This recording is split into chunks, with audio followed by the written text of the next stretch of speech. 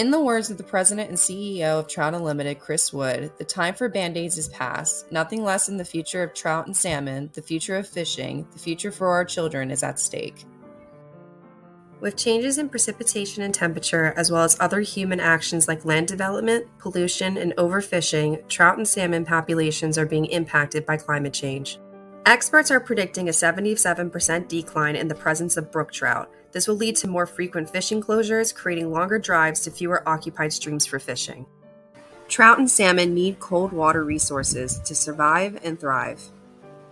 In 2020, 110 aquatic science societies, including the American Fisheries Society and the World Council of Fisheries Societies, stressed the urgent need for climate action, releasing a statement to politicians to act. What is causing this drastic change in our climate? Well, one way to think about the greenhouse effect is to consider a parked car on blacktop during the summer months. The inside of the car gets hotter because the heat is trapped inside by the glass. The glass is like our atmosphere.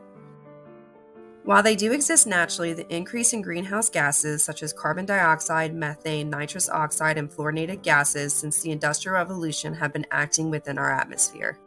GHGs absorb and trap heat. Thus, the increase in GHGs have made it warmer all around the world, particularly over the last 25 years, hence the more popular term for climate change, global warming. Climate change is anthropogenic, human-caused, and proximate causes are to blame. Proximate causes are the climate change causing human activities such as burning fossil fuels for energy consumption, production, and transportation, which are responsible for almost all of the increase in greenhouse gases in the atmosphere over the last 150 years. According to NASA, 97% of scientists agree that human-caused global warming is happening. Climate change is packing quite the impact. Not only has there been an increase in global average land temperatures, but there also has been a decrease in Arctic sea ice and an increase in global average ocean temperatures, leading to sea level rise. The stratosphere is also cooling due to depletion of stratospheric ozone and an increase in atmospheric CO2, altering the stratospheric winds that affect weather and climate at Earth's surface. The National Oceanic and Atmospheric Administration stated that there has been a 1.1 degrees Celsius increase in Pennsylvania's temperature since the beginning of the 20th century, and that temperatures in the 21st century have been higher than any other historical period. Pennsylvania is likely to see a 5.9 degree Fahrenheit increase in average annual temperatures by 2050, jeopardizing cold water resources. Some geographic locations are also getting drier, while some are getting wetter. The Northeast has seen a 55% increase in extreme rain events of 2 inches or more, with these events only expected to increase in intensity. While rainfall events are expected to become more extreme, they are also expected to be less frequent, causing flooding and droughts to worsen in certain areas, further impacting cold water ecosystems. Another threat lies along the stream banks and in the high grass. Vectors such as ticks and mosquitoes. Humidity from increased temperatures and precipitation will also cause mosquitoes and ticks carrying their vector-borne illnesses to thrive and spread. Between animals and humans, ticks and mosquitoes can transmit pathogens including various parasitic worms, viruses, and bacteria. To make matters worse, there are several new tick-borne diseases about which little is known. With climate change's impacts only expected to worsen, this is only the beginning. NASA has previously stated that, even if we stopped emitting GHGs today, global warming would continue to happen for at least several more decades, if not centuries. There is a time lag between what we do and when we feel it, but it may not be too late to avoid or limit some of the worst effects of climate change.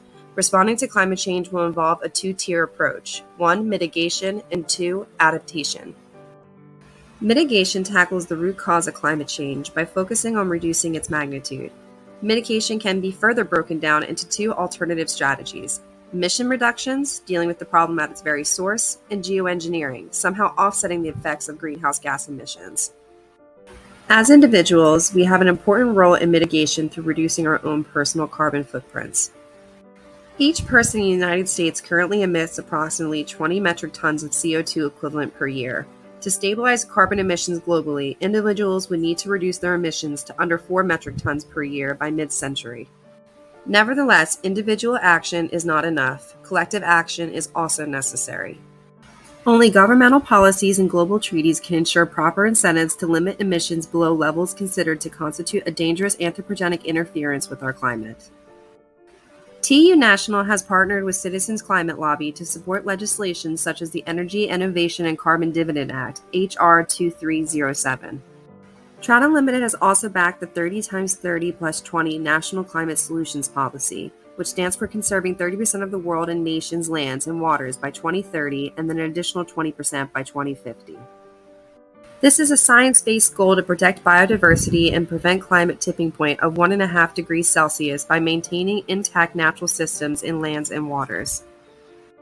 In 2020, TU protected 4,032,159 acres and 78,310 miles of river, reconnected 456 miles of river, and restored 295 miles of rivers nationally. Geoengineering is a theoretical construct that aims to change the environment at the global scale through intentional manipulation of the Earth in a way that offsets global warming and its impact. There is a plethora of opportunities to further explore and implement, such as carbon capture and sequestration and air capture. Trout Unlimited is working specifically in the realms of carbon sequestration and air capture through projects across the nation. TU plants tens of thousands of trees annually. Riparian forests are not only highly effective in sequestering and storing carbon, but also help fish habitat by creating shade and cover, stabilizing banks, and providing food inputs for trout. Adaptation is our response to climate change and its impacts. There are two categories of adaptation: reactive adaptation and anticipatory adaptation. Reactive adaptation measures are utilized only after we've seen or felt the initial impacts of climate change. In comparison, anticipatory adaptation measures are taken before the impacts are ever felt by anticipating what they might be and responding proactively. Here in Pennsylvania, we are both mitigating and adapting to better help cold water conservation and the fish that reside within these ecosystems. Pennsylvania residents and TU members can take additional mitigation and adaptation measures. Individuals can adapt to future freshwater stress by decreasing their own personal demand through more efficient water recycling and better conserving water resources.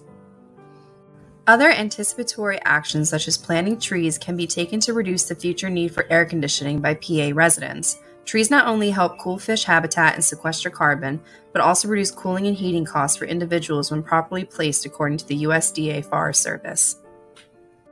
Us humans can and need to mitigate and adapt to help trout and salmon. Trout and salmon need access to large, complex, cold, healthy habitats where they can spawn, rear, avoid predators, overwinter, grow and exchange genes, and seek refuge during floods, droughts, fires, and debris flow. Mitigation and adaptation is detrimental as it increases the fish's resilience and resistance so they can better handle the stress of climate change. By mitigating and adapting whenever and wherever possible, there is still quite a bit of hope for our future and the future of trout and salmon, even when faced with climate change.